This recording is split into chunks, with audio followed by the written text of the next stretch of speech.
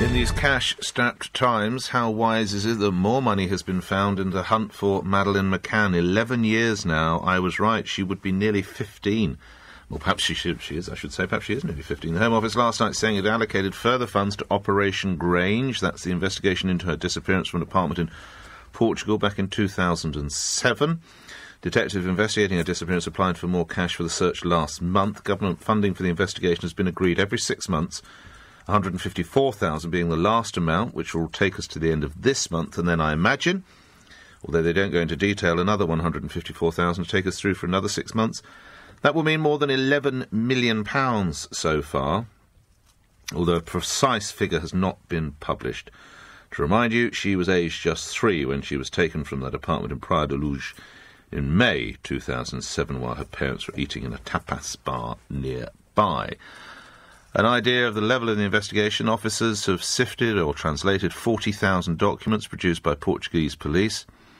8 teams of private detectives have also worked on the case. 600 persons of interest have been identified, and alleged sightings as far afield as Brazil, Morocco, Paraguay and India, and even in a New Zealand supermarket, have been assessed, not necessarily visited. Sonia Poulton is a journalist, wrote and presented McCann's The Untold Story of Madeleine McCann. Do you question this amount of money being spent? Good morning. Good morning, Nick. Oh, absolutely. As you say, in our cash-strapped times, we're going through austerity. It seems an outrageous amount of money, doesn't it, when one child goes missing every 5 minutes. However, this is a unique case. I think we all realise that. And so, therefore, they've come this far. 11 million plus, that is actually a conservative estimate.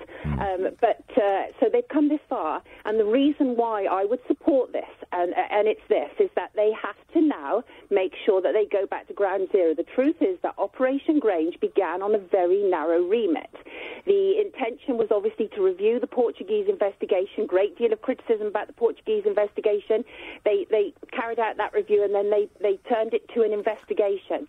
But this investigation has not gone back to ground zero. And perhaps that is the last line of inquiry, to go back to ground zero, who was there, and to properly rule people out. Surely we've done that now. All these years on, I appreciate I'm not going after you because you're not a police officer, but surely we've gone back to basics, and surely we've done that over these years and these millions of pounds. Sadly, we haven't, Nick. I know that sounds outrageous. Anybody that I say this to, it sounds outrageous. Mark Rowley, the Assistant Commissioner, who's shortly to retire... He has retired. ...made it very clear to us on the 10th anniversary that, no, we hadn't gone back to ground zero, that as far as he was concerned, all the people there, the Tapas 9, for example, I'm not making any allegations about anybody, but it's really important to rule people out. Hang on, they must have been interviewed, Sonia. No. I'm sorry, Sonia, I just don't agree with them. I know, isn't it outrageous? But what you need to do is you need to find the interviews with Mark Rowley. Mark Rowley has made it very clear that Operation Grange were happy that the Portuguese police had tied up that point of the investigation. Well, certainly there was a bungle, wasn't there, in what's called the golden hour. It was apparently calamitous the way it was handled by the Portuguese authorities. Is that right?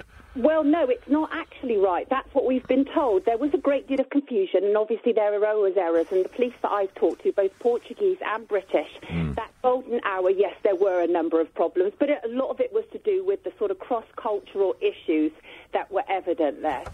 All right, we'll leave it there. Sonia Poulton, thank you.